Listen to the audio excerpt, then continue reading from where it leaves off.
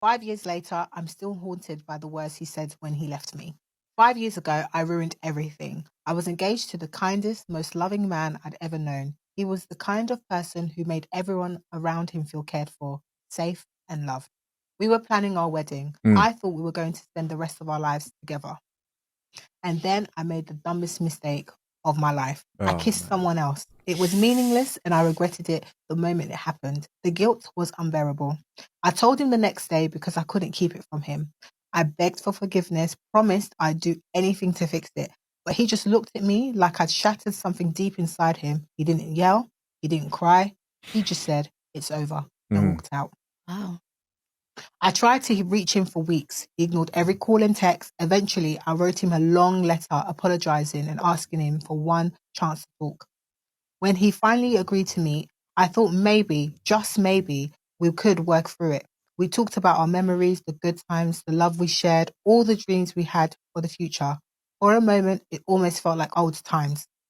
And then I asked him if he could ever forgive me. What he said next has been burned into my brain ever since. What did he say? I hear it every single day, word for word, and it plays in my mind like a broken record.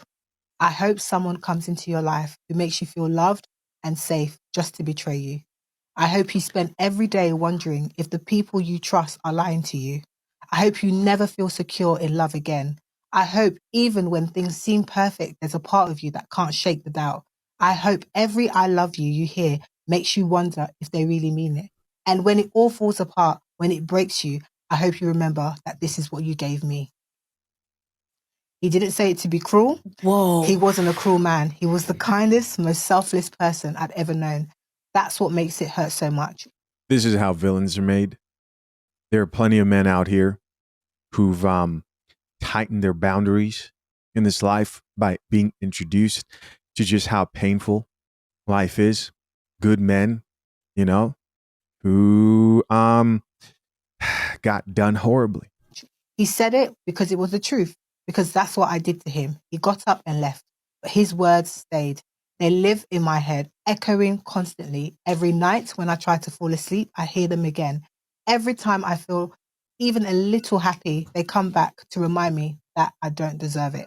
I've tried to move on, but I can't. I can't love anyone without doubting them. I can't trust anyone without waiting for the betrayal. Every relationship I've had since has fallen apart because of that fear, that voice in the back of my head telling me it's all going to happen again. I know I did this to myself. I know I might even deserve this, but living with it seems unbearable some days. I still know where he lives. He didn't move out Wait, how did she become the victim? I'm like, what? of the apartment we used to share. He still works at the same company he did back then. I've kept track of him through mutual friends, though I've never asked him to relay anything back to him. I've watched from a distance as his life went on without me. And now, after all of these years, I'm thinking about going to him one more time to ask for forgiveness, to try and explain myself again, to tell him I've carried the weight of what I did every single day since he walked out. I don't even know what I'm hoping for. Maybe I just want to hear him say he's moved on, that he's happy, or that I can let go of the small, selfish part of me that wonders if he ever thinks about us. Or maybe I'm hoping he'll say he can forgive me, even if it changes nothing.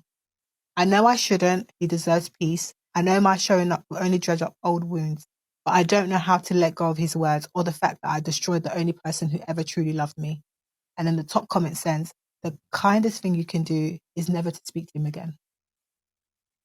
Agreed. Move on. Try and move on. Get That's therapy, facts. girl. Yeah. You're going to need it. Because those words were harsh, though. Yeah.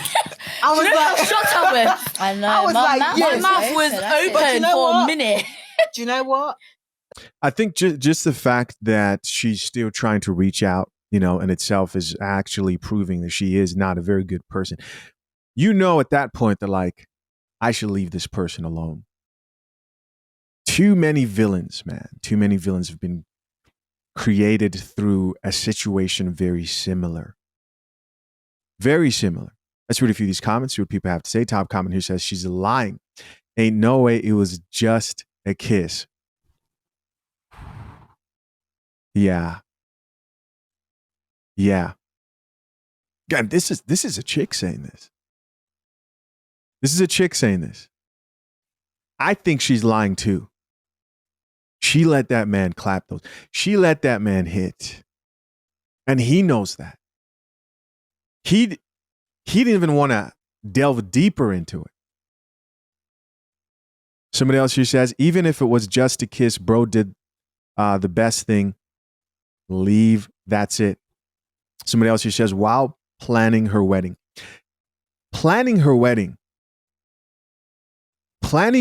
and letting another man bust the cheeks is insane. Somebody else here says 100%. And the fact that she still can't be honest just proves she's not truly sorry. Yeah. Just an innocent kiss. Crazy. Somebody else here says her therapist will earn every dollar. Oh, man. Here's someone else who says, bro, live rent-free in her head. You know, I've seen all types of videos. I've seen people who have forgiven cheating. And I think the context always matters, no matter how people like to make things black and white. This is possibly the worst situation. That's the honeymoon part of your relationship. That's the part you're looking at the person and you have the highest hopes, right? Where you're not in it yet.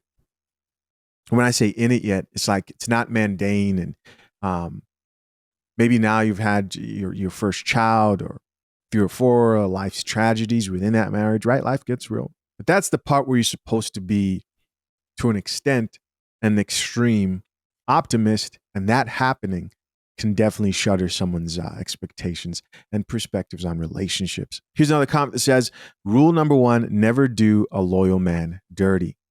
Somebody else here says, I'll never understand how a person can claim to have the best partner they've ever had and then go around and cheat on their amazing partner. Happens all the time. Somebody else here says, I'm sure you have started understanding women.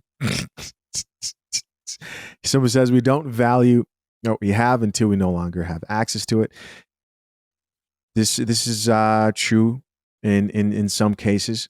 The goal in life is to look ahead and make less of those mistakes in your life, right? Here's somebody else who says, some of you here not holding her accountable. I see most people holding her accountable. What does it say? She doesn't need forgiveness. She needs to forgive herself. Okay. Somebody says, that's a full-blown curse. Here's another person who says it was a mistake. It was a bad choice. Another person here added, that guy literally put a curse on her, either knowingly or unknowingly. Yeah, that's what it sounded like. Here's somebody else says, that's a real man. That's the right way to handle those type of situations, man. Acting out, crying, being emotional never lends to a situation like this really ending up well.